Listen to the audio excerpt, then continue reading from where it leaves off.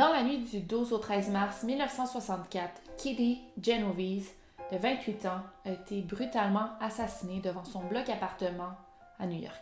En tout, 38 personnes ont été témoins de son meurtre sans que personne réagisse ou lui vienne en aide. Que s'est-il passé? Pourquoi personne est venu lui porter main forte? Pourquoi personne n'a appelé la police alors qu'elle criait littéralement au meurtre? C'est ce qu'on va voir aujourd'hui, puis on va voir que c'est pas si simple que ça. Allô Internet! Aujourd'hui, je vais vous parler d'une histoire complètement folle, complètement tragique. C'est très probable que vous la connaissez déjà parce que c'est un genre de classique dans le true crime, mais aussi dans la sociologie, dans la psychologie. On en parle souvent, soit le meurtre de Kitty Genovese. Cette histoire est très connue, mais elle est aussi très honteuse. J'ai choisi cette histoire parce que je partais à New York en voyage. En fait, je viens de revenir de New York et je voulais aller visiter les lieux. C'était comme sur ma to-do list. Et moi, je suis pas très fan du dark tourism. C'est pas mon genre de faire ça. Je trouve ça quand même irrespectueux. Des fois, il y a même des autobus, des tours organisés pour aller voir des lieux de meurtre. Vraiment pas mon genre. Je l'ai fait très discrètement. Je voulais quand même vous amener avec moi et voir où a eu lieu l'endroit du meurtre. Comprendre comment ça a pu se passer, ce meurtre-là, comment il y a des gens qui n'ont pas réagi. Et là, je comprends un petit peu mieux en voyant où ça s'est passé. Et ben, je comprends plus ou moins. En fait, bon, mais en voyant les lieux, ça m'a fait de quoi, puis j'en parle un peu.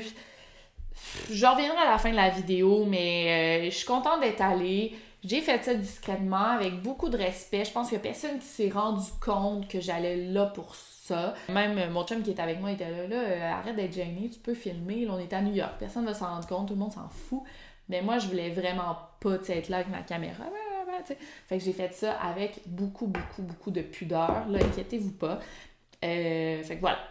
Donc, lançons-nous dans la vidéo. Avant de continuer, j'ai quand même un sponsor que je veux parler aujourd'hui. C'est pas mal toujours les mêmes qui reviennent et ces sponsors, je les remercie grandement. Il n'y a pas beaucoup de sponsors qui font affaire avec du true crime et ceux qui acceptent, on les remercie. Mes vidéos sont pas mal démonétisées pour droits d'auteur et pour les sujets difficiles ces temps-ci. Fait que merci à ce sponsor. Donc, c'est le même sponsor que la semaine passée, c'est Ana Luisa, une compagnie que j'aime beaucoup. Je porte toujours leurs bijoux, qu'on me le demande ou pas. J'adore Ana Luisa. Et il y a une bonne offre pour le temps des fêtes. Il y avait une offre du Black Friday la semaine passée. Là, c'est pour le temps des fêtes et croyez-moi, ça vaut la peine. Aujourd'hui, ben là, je vais vous montrer mes bijoux comme d'habitude. Aujourd'hui, je porte des belles petites boucles d'oreilles en cœur. Je porte une belle chaîne. Ça, j'aime ça. C'est tellement discret.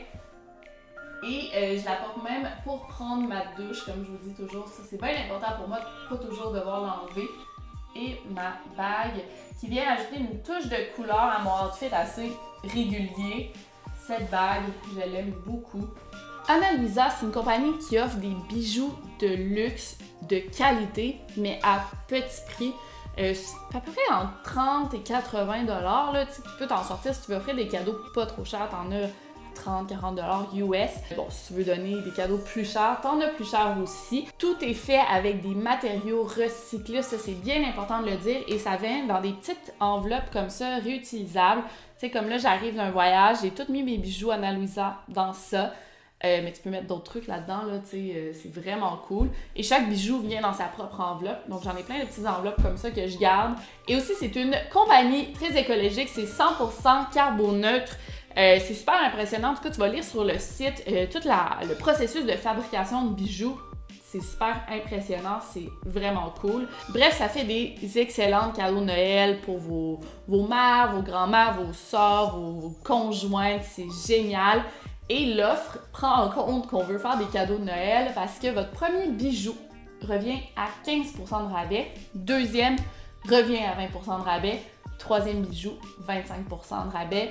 C'est une offre géniale en temps des fêtes. Moi, je donne toujours ça à Noël ou pour des anniversaires. Fait que profitez-en, c'est une offre qui est limitée. Et ben voilà, merci Ana Luisa de sponsoriser cette vidéo. Et là, on se lance dans la vidéo pour de vrai. This is not a test.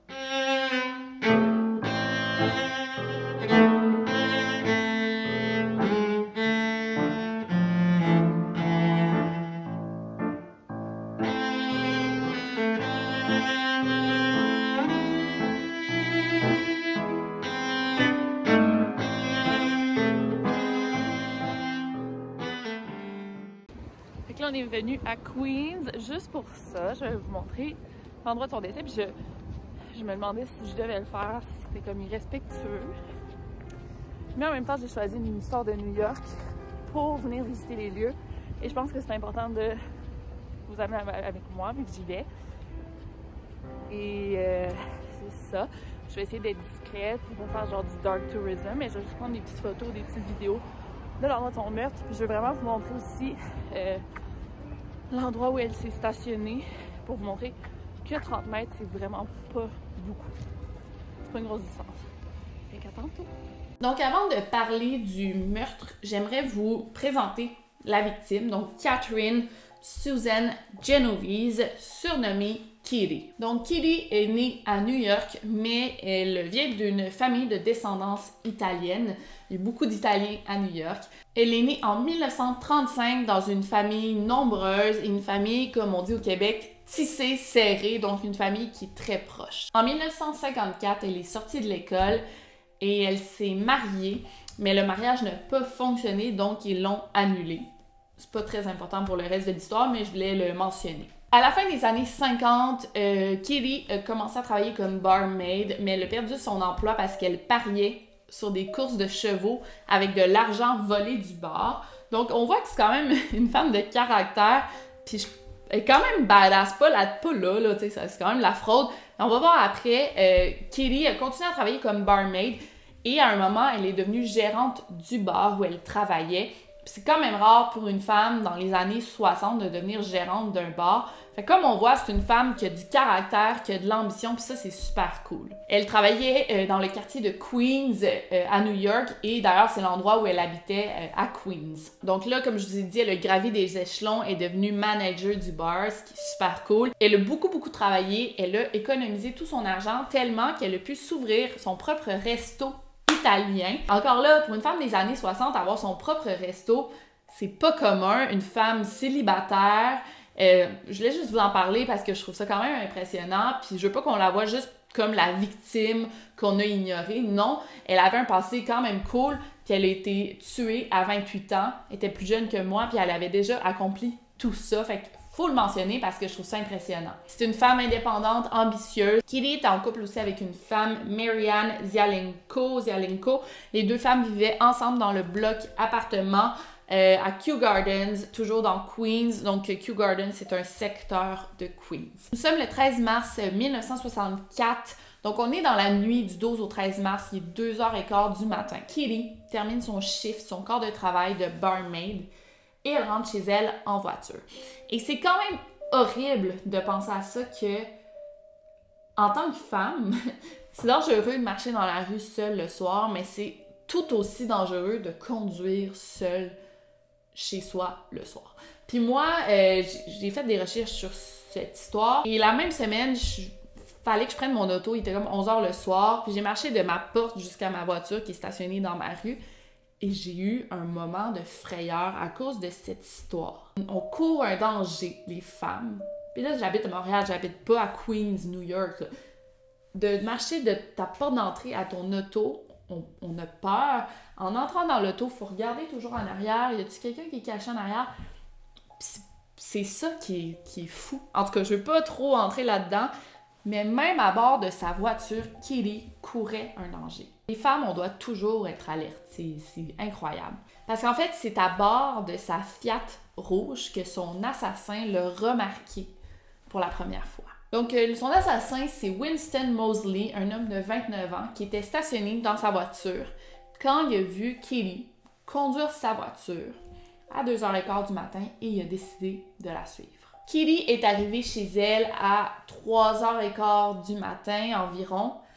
Elle s'est stationnée, comme elle le faisait à chaque soir. Elle s'est stationnée dans la station de métro qui est à 30 mètres de chez elle.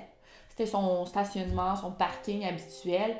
30 mètres. 30 mètres, c'est 100 pieds de chez toi. C'est vraiment pas loin.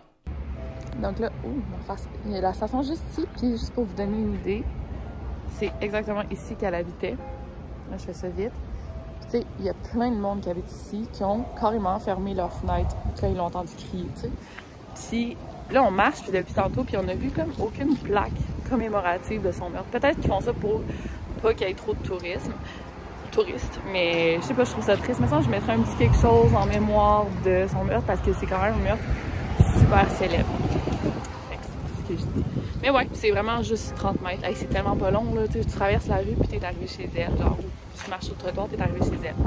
Bien sûr, en apercevant un homme qui marchait vers elle d'un pas décidé, Kitty s'est mise à courir vers sa porte d'entrée. Winston s'est aussi mis à courir. Kitty n'a malheureusement pas été assez rapide parce que Winston l'a attrapé et l'a poignardé 2 fois dans le dos. À ce moment, Kitty a crié à l'aide. Elle a crié « Oh mon Dieu, il m'a poignardé, aidez-moi ». Plusieurs voisins l'auraient entendu crier. Mais à ce moment-là, c'est pas tout le monde qui savait que c'était un appel à l'aide. Donc, il n'y a personne qui est venu lui porter secours. Il y a juste un voisin qui a réagi, Robert Moser. Il a juste dit « Hey, laisse la fille tranquille ». C'est tout. Mais quand même, en voyant que c'était fait voir, Winston Moseley s'est enfui en courant. Quand son agresseur a quitté les lieux, Kitty a réussi, tant bien que mal, en rampant, à se rendre à la porte d'entrée de son building, au fond de la porte d'entrée. Elle était très blessée, mais toujours en vie. Mais là, écoutez bien ce qui suit. Winston a été aperçu en train d'embarquer dans sa voiture et quitter les lieux. Mais là, 10 minutes plus tard, l'homme a l'audace de revenir sur les lieux et terminer ce qu'il a commencé. Cette fois-ci, il portait un gros chapeau pour cacher son visage. Il sort de sa voiture et là, il cherche Kitty un peu partout. Dans le parking, dehors, devant la porte d'entrée. Et c'est dans le corridor, au fond du corridor, qu'il la trouve, presque inconsciente. Elle est sur le sol, mais elle est toujours dehors. Elle n'a pas réussi à se réfugier à l'intérieur parce que la porte était barrée. C'est tellement horrible. En voyant sa victime, Winston l'a poignardée à plusieurs reprises pour presque l'achever. Il l'a violée et lui a volé 49 $ qu'elle avait sur elle. Tout de suite après, il s'est enfui en courant pour une 2e fois et l'a laissée pour morte devant son building. Son meurtre aura duré en tout 30 minutes sans que personne intervienne. Mais ça, on va y revenir parce que comme 2 versions des faits. Il y a une amie de Kitty qui vivait dans le building qui a retrouvé son amie inconsciente quelques minutes après la fuite de Winston. Elle l'a aperçue dans une mare de sang, presque morte. En la voyant, elle a pris son amie dans ses bras et elle a tout de suite appelé l'ambulance. Les ambulanciers sont arrivés à 4h15 du matin, mais il était déjà trop tard. Kitty est morte en route vers l'hôpital. C'est 6 jours plus tard que Winston Moseley a été arrêté pour le meurtre de Kitty Genovese. En fait, ce fut un pur hasard parce qu'un homme qui a aperçu Winston en train de cambrioler une maison de son voisinage, il l'a vu en train de comme sortir une télévision de la maison. L'homme a genre interrogé Winston qui a dit « Ah, je suis un déménageur. » Fait que c'est correct. Mais là, quand l'homme a demandé aux autres voisins du voisinage, là, ils ont dit « Non, ces gens-là, ils sont pas en train de déménager. Il ment. » Donc, la police a été appelée. C'est quand même fou quand tu penses à ça parce que pour une TV, on fait la grosse enquête. Hein? On interroge Winston, on demande aux voisins, on fait la grosse affaire. Mais quand une femme se fait poignarder, il n'y a personne qui parle, en tout cas. Puis là, les voisins sont intervenus.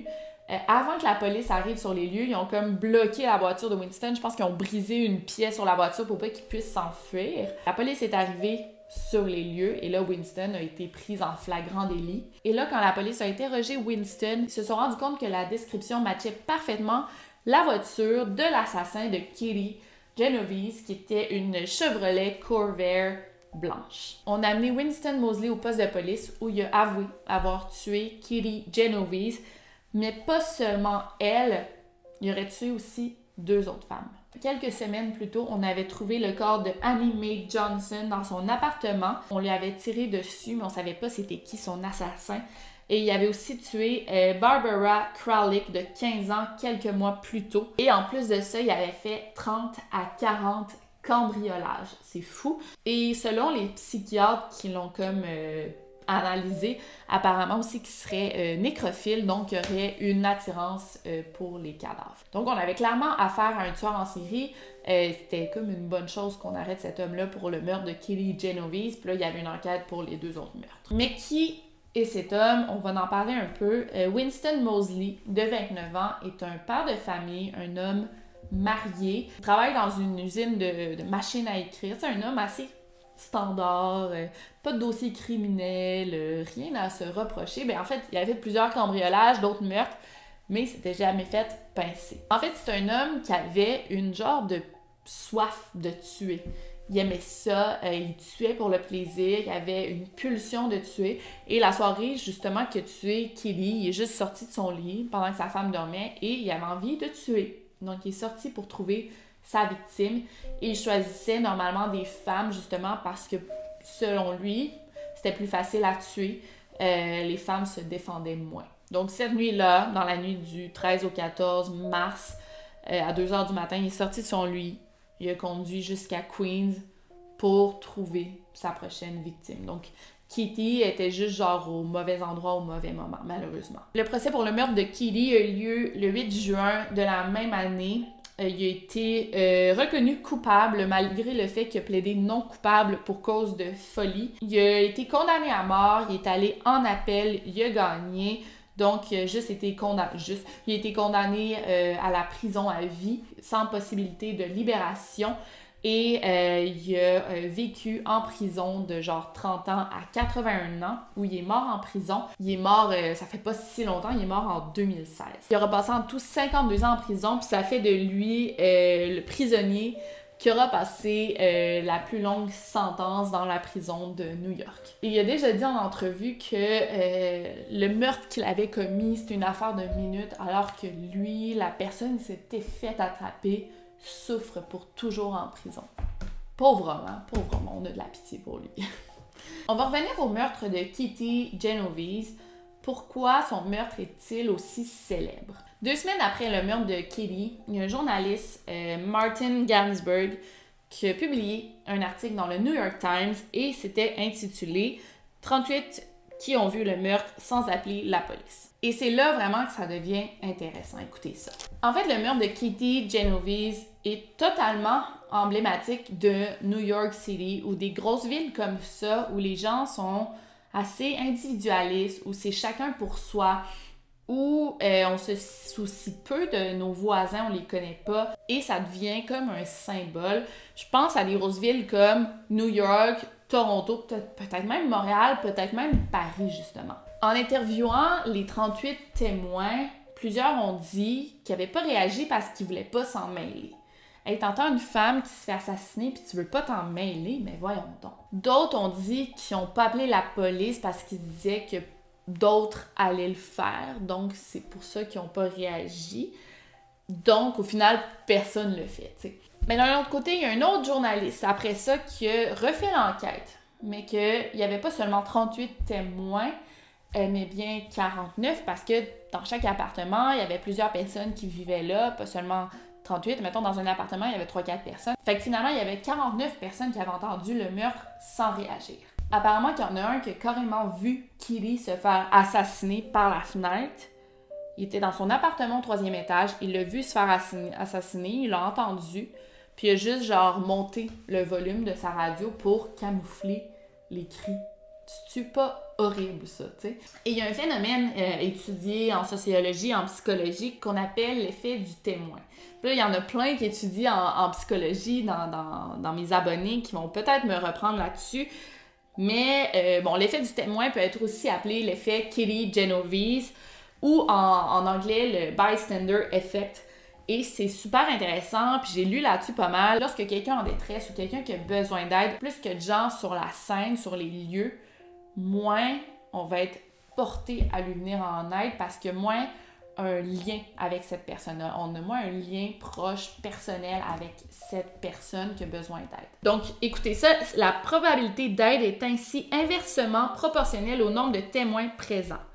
Donc, les gens se disent souvent, mais là, pourquoi ça serait à moi d'intervenir? T'sais, on est tellement beaucoup, pourquoi ça serait à moi? Mais tout le monde se dit ça. Fait que finalement, la personne qui a besoin d'aide ne reçoit jamais l'aide nécessaire. Il y a aussi d'autres personnes qui vont se dire « Et si c'est pas vrai? Et si c'est un gag? Et si j'interviens, mais la personne n'a pas vraiment besoin d'aide, de quoi je vais avoir l'air? Je vais avoir l'air ridicule, je vais avoir l'air d'être intervenue trop rapidement. » Ainsi, le cas de Katie Genovese est pas mal étudié justement en sociologie. Donc ça, j'ai trouvé ça super intéressant. Là, je trouve que ma lumière est pas mal tout croche parce que le soleil au Québec, là, en hiver, c'est pas mal tout croche. Mais là, j'ai un gros soleil ici, puis en tout cas, c'est pas grave, je trouve que ça fait quand même pas pire. Mais là, j'ai aussi lu que d'un autre côté, le nombre 38 ou 49, peu importe, est largement erroné. Puis là, j'essaie pas d'excuser qu'est-ce qui s'est passé, pas du tout, mais je veux comme juste vous dire les faits. Qu'apparemment, c'est pas si vrai qu'il y avait 38 personnes qui l'ont entendu. C'est pas si facile que ça. On aurait juste entendu les cris. Personne n'aurait vraiment vu le meurtre, justement, parce que ça serait l'angle duquel ça se serait passé. Surtout que c'était à 2h du matin. Il y a personne qui aurait vu les faits comme tels. On les aurait juste entendus. Et on aurait entendu des cris, mais il y a plusieurs personnes, les témoins qu'on aurait interrogés, ils pensaient que c'était juste genre des gens sous qui se bagarraient ou une chicane de couple. Il y a aucun d'entre eux qui pensait que c'était carrément une femme qui se faisait assassiner. C'est pas correct, en même temps, t'entends un couple qui chicane, la femme a crié, tu dois intervenir.